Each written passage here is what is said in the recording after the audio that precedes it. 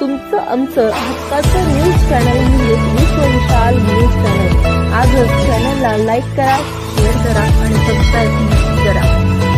नमस्कार आणि स्वागत आहे आपल्या सर्वांचं विश्व विशाल न्यूज मध्ये. मी विशाल जगदाळे. खरं तर आपल्यासाठी नेहमीच वेगवेगळ्या व्यक्तिमत्वांना आपल्या समोर घेऊन येत असतो आणि आज देखील आपल्या समोर सुद्धा असंच एक आगळं वेगळं व्यक्तिमत्व असणार आहे, जे की आदिवासी पारधी महासंघ जे आहे त्याचे आताच नवनियुक्त प्रदेशाध्यक्षपद त्यांना मिळालेलं आहे. त्यासाठी खरं तर तुमचं विश्व विशाल न्यूजच्या टीमकडनं खूप खूप अभिनंदन आणि तुम्हाला पुढील कार्यासाठी खूप खूप शुभेच्छा आहेत. थँक्यू. मला हे विचारायला आवडेल तुम्हाला की आदिवासी महासंघाचा कार्यकर्ता ते आज महाराष्ट्राचं प्रदेशाध्यक्षपद इथपर्यंतचा प्रवास तुम्ही केलेला आहे. तर या संदर्भात तुम्ही काय सांगाल? या चळवळीमध्ये तुम्ही सहभागी कसे झालात आणि आज तुम्ही महाराष्ट्राचे प्रदेशाध्यक्ष झालेला आहात, तर आपण काय सांगाल? खरं पाहिलं तर आदिवासी पारधी महासंघ हा मला माहितच नव्हता. मी अगोदर अन्नीसचा कार्यकर्ता होतो, अंधश्रद्धा निर्मूलन समितीचा. त्या माध्यमातून थोडंफार चळवळीत काम करत असताना एखादं उदाहरण द्यायचं राहिलं तर एखाद्या गल्लीमध्ये आपण एखादा गणपती बसवतो, एखादी जयंती करतो, बाबासाहेबांची जयंती करतो, छत्रपती शिवाजी महाराजांची जयंती करतो. म्हणजे अशा जयंत्या करत असताना किंवा एखाद्या मंडळाचा अध्यक्ष होत असताना सहजरित्या कुणीतरी सांगितलं की 1999ला की आदिवासी पारधी महासंघ कुठंतरी एक जळगावला आहे आणि ती पारधी समाजाचं खूप चांगलं काम करतायत. माझ्या मनातून बी होतं की मी समाजाचं कुठंतरी देणं आहे आणि मला द्यायचंय आणि ती फेडायचंय. एकदा जाऊन तर बघूया म्हणलं. जळगावला महासचिव राणा सोनवणे साहेब आणि आदिवासी पारधी महासंघाचे संस्थापक अध्यक्ष आप्पासाहेब साळुंखे यांनी मला भेट दिली, माझी झाली आणि तिथं मला खूप आनंद वाटला की आगळे वेगळे पारधी दिसायला लागले. सगळ्यात महत्वाचं कारण पश्चिम महाराष्ट्रातला पारधी वेगळा, मराठवाड्यातला पारधी वेगळा आणि खानदेश आणि विदर्भातला पारधी अगदी हटकेच. तो पारधीच वाटना. म्हणजे एकदम काय तुम्हाला फरक काय वाटला? फरक म्हणजे त्यांना बोली भाषा बी जवळपास 25% येत होती, परंतु स्टँडर्ड जे असतं, ज्यांना इन म्हणतो आपण, ज्यांना पेन म्हणतो आपण, ज्याला कोट म्हणतो आपण, आम्ही कधीच हे पाहिलेलं नाही इकडं. आम्हाला म्हणजे कसं तरी पोटाची खळगी कशी भरायची. पूर्वज येण्यापासून एखादा इंग्रजांनी चोरटा म्हणून एक ठसा मारलेला. बरोबर आहे. अगदी ब्रिटिश काळापासून ते आता भारत देश स्वतंत्र होऊन 75 वर्ष झालं तरी तो जो शिक्का मारलेला आहे तो अजून पण पुसला गेलेला नाही असं आपल्याला वाटतं. 100% तो पुसला गेलेलाच नाही. आणि त्याची कारण अशी आहे ती की गावगुंडापासून होणारा त्रास, पोलिसापासून होणारा त्रास आणि आम्ही मुख्य प्रवाहात येत असताना आडकाठी करणाऱ्याचे काही गतिरोधक आहेत, त्यांना ते गतिरोधक कुठेतरी कमी केले पाहिजे. आणि ही सगळं कमी करत असताना शिक्षण शिकलं पाहिजे किंवा शिक्षा आपल्याला मिळाली पाहिजे, आपल्या पाल्याला मिळाली पाहिजे.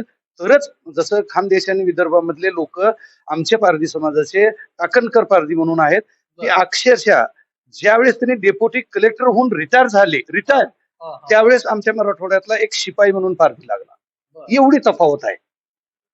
आणि ही तफावत कमी करत असताना किंवा कमी करण्यासाठी 2000ला ज्यावेळेस मी तिथे गेलो, तिथं गेल्यानंतर मला वाटलं की खरोखर ही आपले पारधी आहेत आणि ही आपले, आपण यांना गुरु मानूया आणि ह्यांच्या करंगुळीला आपण धरूया आणि जसं सुधारलेत तसं आपल्याला सुधारण्याची हे पण आपल्याला संधी देतील.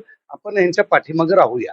त्यांनी तुम्हाला सपोर्ट केला, मार्गदर्शन केलं? 100% सपोर्ट केला. पहिल्यांदा सदस्य झालो असेल सुरुवातील, त्याच्यानंतर मला तालुका अध्यक्ष केला असेल, त्याच्यानंतर आप्पासाहेबांनी मला जिल्हा अध्यक्ष केलं, 2019ला प्रदेश कार्याध्यक्ष केलं. एवढ्या मोठ्या मनाची ही खानदेशामधली विदर्भातली पारधी समाजाची जी लोक आहेत, अगदी मी असं म्हणेन की उच्चवर्णीय समाजातली लोक सुद्धा पारधी समाजाच्या घरामध्ये भाड्याने राहत असतील ही माझ्या डोक्यात कल्पना सुद्धा नव्हती. तिथं म्हणजे असं राहतात भाड्याने. एवढी तफावत. एखाद्या गावामध्ये मध्यवर्ती भागामध्ये पारधी समाजाचे वाडे आहेत आणि आज देखील आम्ही म्हणजे अजून वाड्या वस्त्याच्या कोपऱ्यालाच आहेत. म्हणजे एवढी तफावत आहे. मग ही दरी जर कोणी कमी करायची असेल तर 100% फक्त शिकलं पाहिजे आणि शिकवलं पाहिजे. मग यासाठी तुम्ही कशा पद्धतीने कार्य करताय आणि आता काय तुमचं भविष्याचं काय ध्येय असणार आहे, काय उद्दिष्ट असणार आहे? एक सगळ्यात मी असं म्हणेन की आदिवासीपैकी 45 जाती ज्या आहेत आणि हो. 45 जातीपैकी एखादी जात अशी आहे, 45 जातीपैकी अनुसूचित जमातीपैकी त्या जातींना टोटल फॅसिलिटी आहे. त्या धर्तीवर जसं म, त्या जमातीला ऍड करून घेतलंय त्याच धर्तीवर पारधी समाजाला बी महाराष्ट्र शासनानं त्या पद्धतीने तो दर्जा जर दिला तर खरोखरच पारधी समाज मुख्य प्रवाहात यायला वेळ लागणार नाही, असं माझं ठाम मत आहे. बरोबर त्या बारीक सारीक योजना दिल्यानं आम्ही मुख्य प्रवाहात येऊ असं मला तरी वाटत नाही. बरोबर आणि एकच आहे की आम्ही शिकलं पाहिजे आणि शिकत असताना सगळेच काय शिकतील अशातलाही भाग नाही. बरोबर. 100% आउटपुट निघाला असंही माहित नाही. बरोबर परंतु एखादी योजना कमी करा, एखादी योजना देऊच नका, पण आम्हाला मेन स्ट्रीप मध्ये येण्यासाठी एक जसं एक जमात आहे त्या जमातीला पूर्ण फॅसिलिटी आहे अनुसूचित जमातीमध्ये, हो. त्यांना विशेष वेगळं पॅकेज दिलं जातं, बरोबर. वेगळा फंड उपलब्ध करून दिला जातो. त्याच धर्तीवर पारधी समाजाला मुख्य प्रवाहात आणण्यासाठी महाराष्ट्र शासनानं अशी पावलं उचलावी की त्यांना मेन स्ट्रीप मध्ये येण्यासाठी कारणीभूत ठरतील. बरोबर. असं आदिम आदिम आदिम बरोबर आहे, हे बरोबर आहे की महाराष्ट्र शासनानं तशा पद्धतीने प्रयत्न करणं गरजेचं आहे. आजपर्यंत तुम्ही गेली 32 वर्ष झालं या चळवळीमध्ये काम करताय, बरोबर. तर तुम्हाला असा कुठं महाराष्ट्रामधला नेता एखादा भेटला की ज्यानं की आदिवासी समाजासाठी आदिवासी पारधी समाजासाठी काहीतरी भरीव कार्य केलेलं आहे आणि तुम्हाला सपोर्ट केलेला आहे, असं कोण तुम्हाला हो. भेटला का राजकीय नेता आजपर्यंत? बिलकुल बिलकुल 100%. 2005 ला हम्म. स्वर्गीय आराराबा बर. गृहमंत्री तथा उपमुख्यमंत्री होते. हा. ते गृहमंत्री असल्यामुळं त्यांच्या जिल्ह्यामध्ये पण पारधी समाज आहे, बरोबर. सांगलीकडे. हो. त्यांनाही वाटायचं की त्यांना पूर्वीपासून शेजारी असेल किंवा हो. काय असेल, प्रत्येक वेळेस पोलीस धरणं आणि ते अगदी तळागाळातील व्यक्तिमत्व. मग त्यांना असं वाटलं की मुख्य प्रवाहात आणण्यासाठी पारधी समाजाला काहीतरी आपण केलं पाहिजे. बरोबर. त्यावेळेस प्रकल्प कार्यालय औरंगाबाद होतं, हम्म. संभाजीनगर. हा. त्या प्रकल्पांतर्गत 5 जिल्हे निगडीत होते. लातूर होतं, धाराशिव होतं, बीड होतं, जालना होतं आणि औरंगाबाद. बरोबर. 5 जिल्ह्यासाठी एक प्रकल्प होता आणि त्या प्रकल्पामध्ये डॉक्टर दिलीप देशमुख म्हणून एक प्रकल्प अधिकारी आले बर. आणि त्यांना बी एक खूप छंद होता. हा. फक्त ते प्रकल्प अधिकारी म्हणून आले अशातला भाग नाही, हा. परंतु प्रकल्प अधिकारी होत असताना ह्या 5 जिल्ह्यामध्ये आदिवासीचा प्रकल्प आहे. ह्या 5 जिल्ह्यामध्ये एकच खरी जात आहे, ती म्हणजे पारधी. हा. आणि त्या पारध्यासाठीच आपण काम करायचंय. ते हा. काम करत असताना त्यांच्या एक लक्षात आलं की 5 जिल्ह्यामध्ये सगळ्यात जास्त लोकसंख्या कुठं आहे, तर धाराशिवला आहे. बरोबर. धाराशिवला 66% आणि उर्वरित 34% मध्ये 4 जिल्हे. हो. असं ज्यावेळेस झालं, ज्यावेळेस यांनी मंत्रालयामध्ये यांची बैठक झाली असेल यदा कदाचित, हो. आणि यांना तशा सूचना दिल्या हा. की तुम्ही पारधी समाजाचं काम करताय का बघा. हा. तुमचं प्रकल्प अधिकारी म्हणून नियुक्ती झाली. खरं पाहिलं तर त्यांनी प्रकल्प अधिकारी नव्हते, त्यांनी कॅफो होते झेडपीला, बर, बर, संभाजीनगरला. बर. मग त्यांनी आराराबांना माझं नाव सुचवलं की एक धाराशिवला एक छोटा कार्यकर्ता आहे पारधी समाजाचा, बर. म्हणजे तो बोलण्यामध्ये ऍक्टिव्ह आहे, त्यांना हा. काम करण्यामध्ये रस आहे बर. आणि त्यांना आबा मी तुमच्याकडे घेऊन येऊ का, हा. असं त्यांनी विचारणा केली असेल आणि बरोबर. मला ह्यांनी घेऊन गेले मुंबईला. बर. मुंबईला आज गेले, उद्या गेले, परवा गेले, 8 दिवस झालं. तसंच जायचं, 15 दिवसाला जायचं, महिन्याला जायचं. हा. मी देशमुख साहेबांना म्हणलं आउटपुट तर काही नाही, नुसतंच येरझाऱ्यामध्ये काय आहे? हा, हा, हा. तुम्हाला शासनाने काहीतरी काम दिलं असेल हम्म. म्हणून तुम्ही आपलं करायला लागले, पण माझं काय आहे? ना नफा ना तोटा ना समाजाला काय हित. हा, हा, हा. मग आबापाशी एक वेळेस सह्याद्रीला बैठक सुरुवातीची लागली. बरोबर. त्या बैठकीमध्ये भाई नगराळे म्हणून सेक्रेटरी होते. बर. भाई नगराळे सेक्रेटरीना म्हणजे मागासवर्गीय होते. हा, हा. त्यांनी मला सुचवलं की सुनील, ही बैठक तुझ्या समाजासाठी आहे. बर. महाराष्ट्रामध्ये जे काही ज्वलंत प्रश्न असतील हो. ते प्रश्न आज मंत्री महोदयाच्या समोर तुला मांडायचे. बरोबर. मी म्हणलं तुम्ही कोण? हा. ती म्हणलं मी सेक्रेटरी आहे. हा. मग मी म्हणलं माझा काय तुमचा संबंध? अरे बाबा, आदिवासी विकास विभागाचा मी सेक्रेटरी आहे. बर, बर. म्हणजे शासनाला ज्या आदिवासीच्या योजना पुरवतो हा. अख्ख्या महाराष्ट्रामध्ये, हो. मी त्याचा एक बॉस आहे असं गृहीत धर. हा. मग मी त्यांच्या पाया पडलो. हा. पाया पडून म्हणजे मला वाटलं की एवढ्या मोठ्या सोबत माझं आज बोलणं होतंय, हो, हो. आणि हे जाऊ दे म्हणले, आता आबापाशी जायचंय आपल्याला. हम्म, हम्म. आणि त्यांच्या समवेत ही सगळी चर्चा करायची. हम्म. सगळे डेस्क ऑफिसर होते, कक्ष अधिकारी होते. बरोबर, मग बरोबर. तिथं मी सांगितलं की आम्हाला काय पाहिजे. हा, हा, हा. तुम्ही म्हणताय किंवा योजना द्यायच्यात ह्यांना. हा, हा. आता योजना द्यायच्या म्हणजे कशा द्यायच्या? हा. प्रत्येकाला एक 4 कागद लागतात. एक रहिवासी प्रमाणपत्र लागतं, हा. एक उत्पन्नाचं प्रमाणपत्र लागतं, बरोबर. एक जातीचं प्रमाणपत्र बरोबर. लागतं, एक रेशन कार्ड लागतं. हो. ही 4 कागद तर अत्यावश्यक आहेत. बरोबर. आणि मी मला आबा ही 4 कागद आमच्यापाशी नाहीतच, उपलब्धच नाही. हा. आमच्यापाशी नाहीतच. हा. मग बीपीएलचं रेशन कार्ड हा. बीपीएलचं मर्यादित त्याचं उत्पन्न अपेक्षित आहे, हा.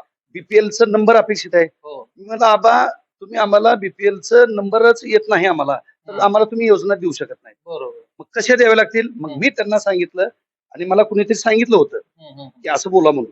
मी म्हणलं बीपीएलची ज्यावेळेस सर्वे असते, सर्वे होतो ना ज्यावेळेस बीपीएलच्या मर्यादित, हो. त्यावेळेस आमची लोक गावात पाहिजे, हो. वाडीवर पाहिजे, वस्तीवर पाहिजे, नसतातच. बीपीएलचा सर्वे होताना आमचा 0 निरंग. हा, हा, हा. मग आम्हाला कसं मिळेल बीपीएलचं? बीपीएल मध्ये नंबर कोण नोंदवल? मग आता ह्याच्यामधनं ह्याच्यामध्ये तालुकास्तरीय तहसीलदारांनी एक समिती गठीत करावी हा. आणि बीपीएलच्या मर्यादित तहसीलदारांनी स्थानिक चौकशी करून त्याला बीपीएलच्या मर्यादित उत्पन्नाचं प्रमाणपत्र द्यावं, जेणेकरून आणि त्याला राज्य शासनाने आणि केंद्रानं दोघांनी बी बीपीएल असं गृहीत धरून आम्हाला लाभ द्यावा. बरोबर. आता राहिला प्रश्न रहिवासी प्रमाणपत्र. हा. लोकलचे जे गाव लोक असतात ते हो. सरपंच हो, हो, किंवा पोलीस पाटील हो. किंवा अशी लोक आम्हाला पारधी समाजाला ह्या गावाचा जर ह्या सुनील रहिवासी- काळेला जर रहिवासी दिला दिला. तर तो हितच राहील.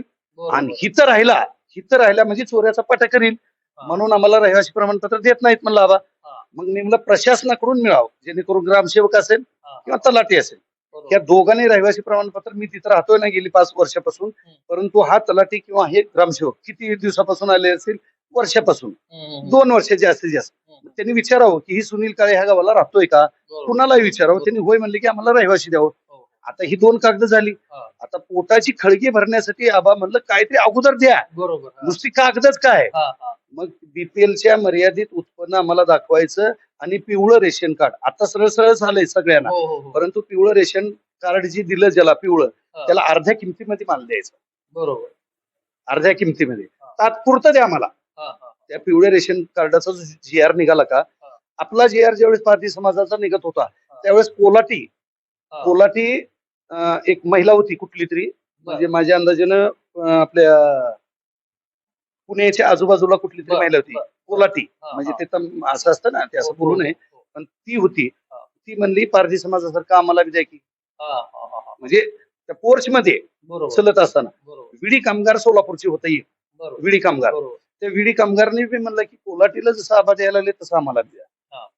त्या दिवशी एकाच दिवशी हा. म्हणजे त्या तिन्ही जातीचा मिळून हा. जी आर निघाला. अरे वा. विडी कामगार कोलाटी आणि पारधी या बर. तिघांना अर्ध्या किमतीमध्ये जी पिवळं रेशन कार्ड असतं ते पिवळं रेशन कार्ड तेव्हा देण्यात आलं. रेशन कार्ड घेऊन पुन्हा बसलो नाही आम्ही. हा. एक जातीचं प्रमाणपत्र आवश्यक आहे ना. बरोबर. रहिवासी झालो, आता बरोबर. उत्पन्न दिलं आम्हाला तुम्ही, हो, हो. रेशन कार्ड दिलं, हे हो. 3 झालं. हो. आता जातीचं प्रमाणपत्र जोपर्यंत पीओ ऑफिसला देत नाहीत आपण, तोपर्यंत कुठली फाईल सँक्शन होत नाही. होत नाही. हा. मग आता त्याच्यावर कसं तोडगा आता काढणार? त्याच्यामध्ये काय झालं, 1950 पूर्वीचा महसुली पुरावा अनुसूचित जमातीच्या प्रत्येक जातीला पाहिजे, बरोबर. जमातीला हा, हा. प्रत्येकाला. हो. मग आमच्याकडे तर गेल्या वर्षाच काही रेकॉर्ड नाही, आमच्याकडे कपाट नाही, काही ना आमच्याकडे घरच नाही. नाही. मग 1950 पूर्वीचा महसुली पुरावा आबा आम्ही आणायचं कुठून? आणायचं कुठून? आणि प्रत्येक वेळेस म्हणजे एकच वेळेस ही बैठक नाही, हम्म. ही एक विषय 4 बैठकी. हम्म. आणि आबा म्हणजे सुनील लावायची का बैठक? हा. हो, लावा. काय बोलताय? आता आदिवासी म्हणून कार्ड दिलं का, आता जे डॉक्टर विजयकुमार गावित साहेबांना जी बंगला आहे हो, हो. त्याच बंगल्यामध्ये आबा राहतो. बर. कार्ड माझं गेलं की रत्ती महारथी किती बी असायचे 10-5 लिटर, बर. पण अगोदर सुनील काळेला बोलवा. बर. ही सगळी माझ्या तोंडाकडे बघायची, कोण आहे नेमकं दरवेळेस येतंय आणि ह्यालाच बोलली होती ती मध्ये. हम्म, हम्म. हा 5-10 मिनिटांमध्ये आबानी मला कित्येक वेळेस हम्म, हम्म. बस म्हणले असं खाली. आबांच्या समोर मी बसलोच नाही. आणि माझं मत आहे की आबा जसं एक राजकारणी, तुम्ही प्रश्न विचारला की कुणी होते का, हा, तर हा, त्या हा. पद्धतीने 1950 पूर्वीचा महसुली पुरावा रद्द करून 2006 बर. 15 सप्टेंबर 2006 आदिवासीपैकी पारधी समाजाला दाखले घरपोच द्यावे असा आदेश काढला. अरे वा. आणि आणि मला एक सांगायचं म्हणजे परत म्हणजे एखादा प्रशासनामध्ये जसा भाई नगराळे असेल, म्हणजे एखादा हो, हो. IAS, त्याच धर्तीवर धाराशिवला एक डॉक्टर सचिन ओंबाशी साहेब आहेत. हो, हो. एवढं सुंदर हो. की मी ओंबाशी साहेबांची फक्त VC वगैरे असेल तर हा. तेवढंच मध्ये असं जात नाही, हा, हा. नाहीतर केव्हा बी साहेब हे असं आहे, हा, हा. समाजाचं काम आहे, बरोबर. की एका मिनिटामध्ये ठीक आहे करतो, 100% केलं. माझं तर मत आहे की असेच सगळे IAS अधिकारी अख्ख्या महाराष्ट्रामध्ये पारधी समाजाला जर लाभले तर पारधी समाज मुख्य पर्वत यायला काहीच वेळ लागणार नाही. बरोबर आहे. हा. आता तुम्ही जे म्हटलात ना आर आर पाटील साहेबांनी ज्यावेळेस या सगळ्या तुम्हाला गोष्टी उपलब्ध करून दिल्या, जी. तर याचा महाराष्ट्रातल्या किती टक्के लोकांना किंवा किती टक्के समाजाला उपयोग झाला मला असेल एक असं सांगा आपल्याला ना, वाटतं? जी आर निघाला म्हणजे एका धाराशिवसाठी निघतो का? पूर्ण महाराष्ट्रभर. पूर्ण हा. महाराष्ट्राची रहिवासी प्रमाणपत्रासाठी किंवा उत्पन्नाचं प्रमाणपत्रासाठी किंवा रेशन कार्डासाठी किंवा जातीच्या हो, प्रमाणपत्रासाठी हो. सगळ्या महाराष्ट्रामध्ये तो जी आर लागू झाला. बरोबर. आता एक आहे की माझा काय बांधव इतर जिल्ह्यामधला काय झोपलेला असेल, हा, तेच झोपलेला तेच असेल, झालंय. आणि मी फक्त आणि फक्त सोलापूर धाराशिव असं जे केलं समजा. हा, हा, हा, हा. आता मला एक प्रदेश अध्यक्ष पदाची जबाबदारी माझ्यावर सोपवली, हा, हा, म्हणजे हा. खूप मला काम करणं हे काळाची गरज आहे. हो, हो, आता काय होतं माहितीये का, ही जी आर आला किंवा 2006 ला, हो, हो, हो, 2007च्या वेळेस जी काही तहसीलदार तत्कालीन असेल, हो, हो. एसडीएम असेल, ती हो. त्या वेळेस ह्यांना द्यावं लागतं ही हा, असा असा जी आर. हा, आणि 2009 ला 10 ला नवीन तहसीलदार जसा येतो धाराशिवला हा, हा, हा. आणि कलेक्टर साहेब एखादा धाराशिवला नवीन येतो, त्या वेळेस मला जाऊन सांगावं लागतं. बरोबर. मी जातो, एखादा गुच्छ देतो, मी पारधी समाजाचा आहे, मी असा आहे, हा. आणि ह्या माध्यमातून पारधी समाजाला हे कागदपत्र मिळणं अपेक्षित आहे, की हे बरोबर. जी आर आहे. हा. परंतु इतर जिल्ह्यामध्ये असं होत नाही, हा, होताना हा. दिसत तेच- नाही, तेच म्हणालो मी. होताना दिसत नाही. हा. आणि एखाद्या वेळेसच कुणाचा तरी फोन येतो की साहेब मला जातीचं प्रमाणपत्र मिळत नाही, ही मला देत नाहीत, आणि ह्यांनी त्रुटीमध्ये पत्र टाकलंय की 1950 पूर्वीचा महसुली पुरावा आणल्याशिवाय यांना देता येत नाही. त्यावेळेस ज्या लोकांनी असं विचारलं मी त्यांना सल्ला देईन. हा. बरोबर आहे. मग आता तुम्ही जे महाराष्ट्राचे प्रदेश अध्यक्ष झालेला आहात, तर याचा संपूर्ण महाराष्ट्रातील आपल्या बांधवांना नक्कीच याचा फायदा होईल. आता 100% होणार. पहिला बी काही ठराविक लोकांना झाला असेल आणि बऱ्याच बहुसंख्येनं नसल झालेला. बरोबर. तर आता आदिवासी पारधी महासंघाचे एक प्रदेश नेतृत्व आज मला मिळाले, त्यावरून जिल्हा कार्यकारिणी असेल, हम्म, हम्म. जिल्हा अध्यक्ष असतील, प्रदेश कार्यकारिणी असेल, हो. त्यांना सुरुवातीला मुख्य ह्याच्यामध्ये आणण्यासाठी उपाययोजना म्हणून पहिल्यांदा ही कागद निघाली पाहिजे. हे कागदासाठी हा जी आर वापरला पाहिजे. तुम्ही प्रत्येक तहसीलदार साहेबांना भेटा, प्रत्येक कलेक्टर साहेबांना विनंती करा आणि ही जी आर दाखवा. त्यांनी नाम म्हणायचं काय कारण कारण नाही. आहे. जीआरच आहे. बरोबर आहे. हो. आता त्याच्यानंतर मेन स्ट्रीप मध्ये समजा कागद 4 खिशात आली म्हणजे काय लगेच एखादी फाईल होते किंवा एखादं काहीतरी योजना मिळते, फार वेळ तो जाईल, पार्ट पण बाजूला. एक प्रवाह जसं देण्यासाठी महाराष्ट्र हा. शासन आदिवासी विकास विभाग आदिवासीपैकी कित्येक शासकीय आश्रमशाळा आहेत, हो. बऱ्याच अशा संस्था आहेत ज्या नामांकित आहेत. त्या हो. नामांकित मध्ये प्रति वर्षाला 60,000 70,000 एक ठिकाणी पाचगणी सारख्या ठिकाणी 1,00,000 रुपये सुद्धा आहे पर हेड पर इयर.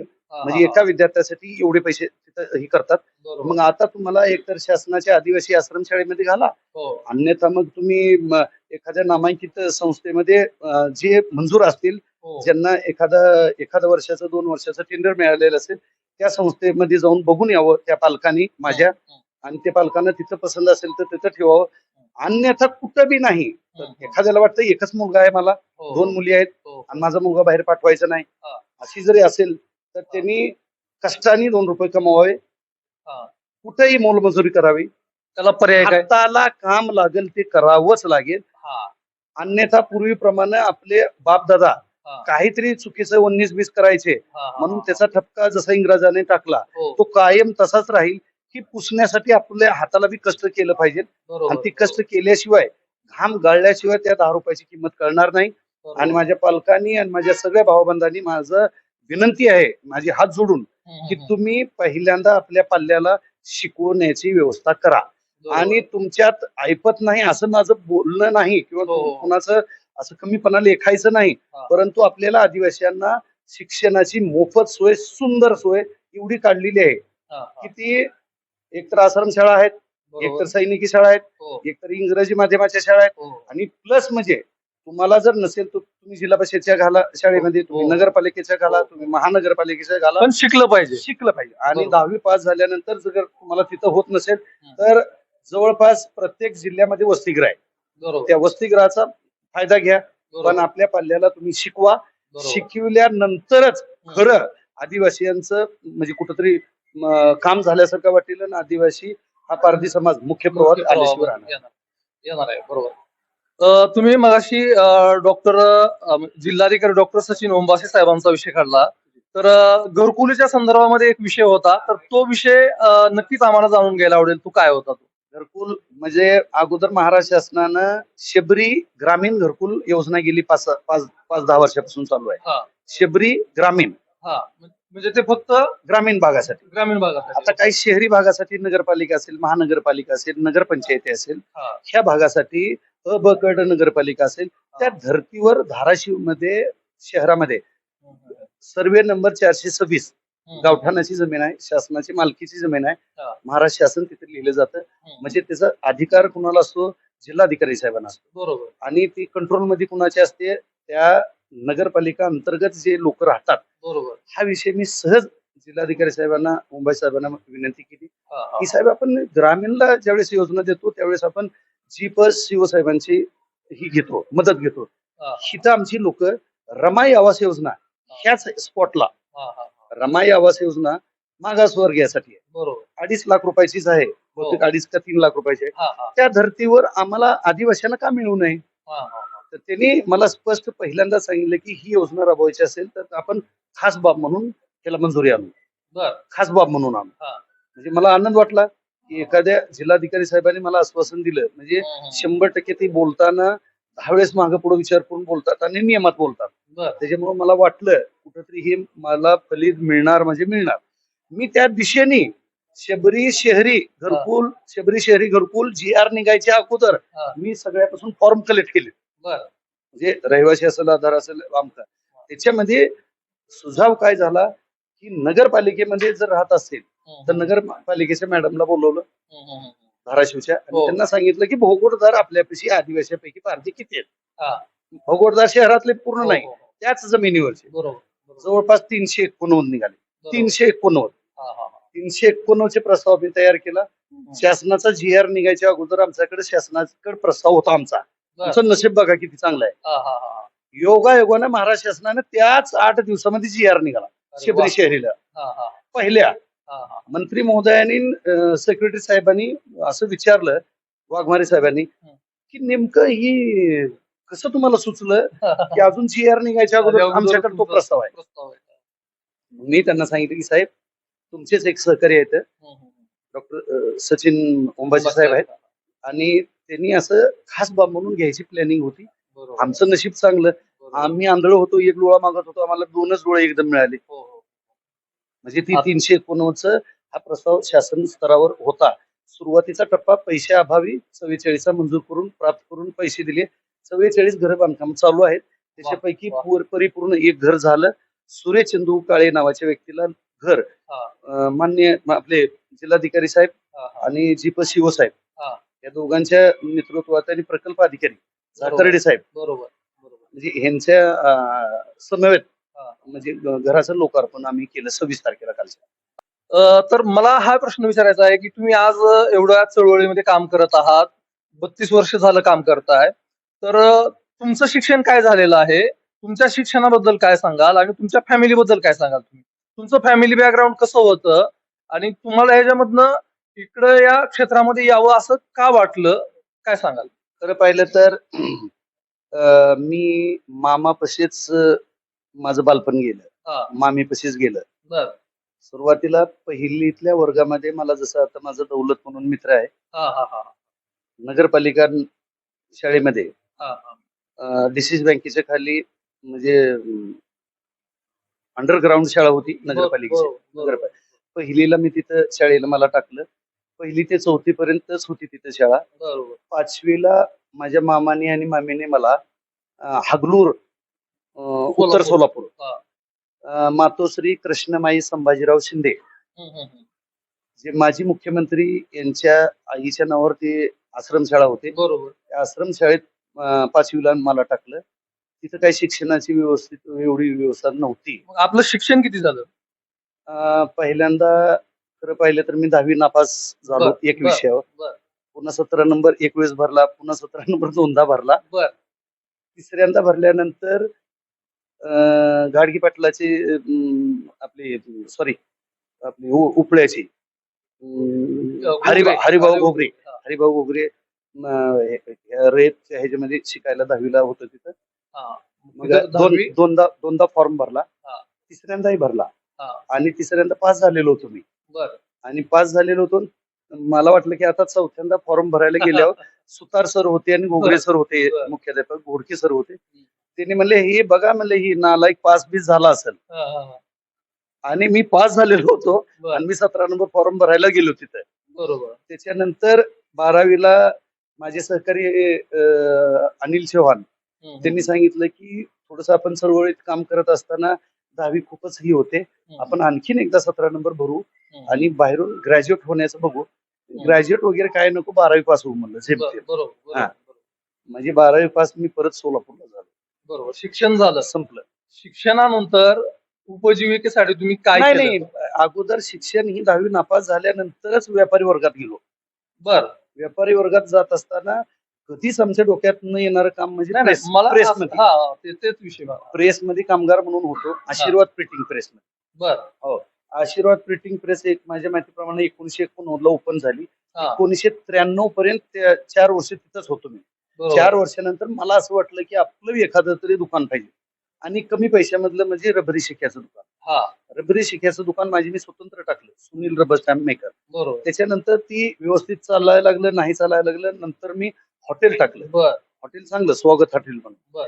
ती बी म्हणजे असंच बंद व्हायला लागलं, चालू व्हायला लागलं. हो. मग माझ्याकडे माझ्या समाजातले युवक हा, हा, हा, जी लोकांपाशी कामाला जात होते पुलावर, हा. मला अशी कल्पना सुचली की आपण लिफ्ट मशीन आणली तर हा. आपल्याकडे बी 10 आपली माणसं काम करतील, बरोबर, बरोबर. रोजीरोटी त्यांना मिळेल हो. आणि त्याच्या उपर मला बी माझी बी रोजीरोटी होईल. बरोबर, बरोबर. लिफ्ट मशीन एक 10 वर्ष चालवली. बर. हो.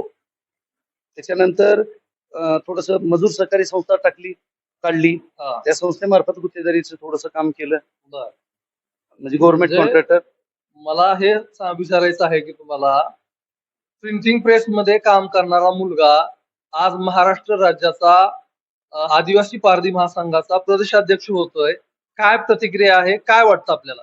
नाही, आनंद तर वाटतो, परंतु हे पहा, प्रत्येक एखादं पद किंवा एखादी नोकरी किंवा एखादं काय मिळत असताना त्याला खूप स्ट्रगल करावं लागतो. 100% त्याला खूप मेहनत करावी लागते. बरोबर, त्याला रात्रीचा दिवस करावा लागतो बरोबर. आणि करत असताना थेंबे थेंबे तळे साचे, हा. म्हणजे ह्या सगळ्यांची मदत बी मिळणं आवश्यक आहे वेळोवेळी. बरोबर.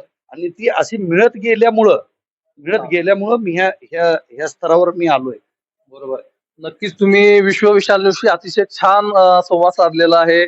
आदिवासी समाजासाठी, आदिवासी पारधी समाजासाठी तुमचं काम अतिशय छान आहे आणि यापुढे देखील तुमच्या हातून अतिशय उत्तम काम हो, अशा शुभेच्छा आम्ही विश्व विशाल न्यूज कडनं तुम्हाला देतो. आणि तुम्ही आमच्याशी संवाद साधला त्याबद्दल आभार व्यक्त करतो आणि आपण इथेच थांबूयात. धन्यवाद. थँक्यू. तर विश्व विशाल न्यूज वरती आताच आपण सुनीलजी काळे सर यांच्याशी संवाद साधलेला आहे आणि त्यांनी आपला प्रवास सांगितलेला आहे. आदिवासी समाजाच्या ज्या काही अडीअडचणी असतील त्या सोडवण्याचा त्यांनी प्रयत्न केलेला आहे. आणि विश्व विशाल न्यूज वरती अशाच आपण नवनवीन बातम्या, नवनवीन व्हिडिओ, नवनवीन व्यक्तिमत्वांशी अशाच चर्चा करत राहणार आहोत. विश्व विशाल न्यूज वरती अशाच नवनवीन मुलाखती पाहण्यासाठी तुम्ही विश्व विशाल न्यूजला सबस्क्राईब करून बेल आयकॉनला नक्की क्लिक करा. त्याचबरोबर तुम्ही जर हा व्हिडिओ फेसबुक पेजला पाहत असाल तर विश्व विशाल न्यूजचं फेसबुक पेज देखील नक्की फॉलो करा. आपण इथेच थांबूयात. धन्यवाद. तुमचं आमचं हक्काचं न्यूज चॅनल म्हणजे विश्व विशाल न्यूज चॅनल. आजच चॅनलला लाईक करा, शेअर करा आणि सबस्क्राईब करा.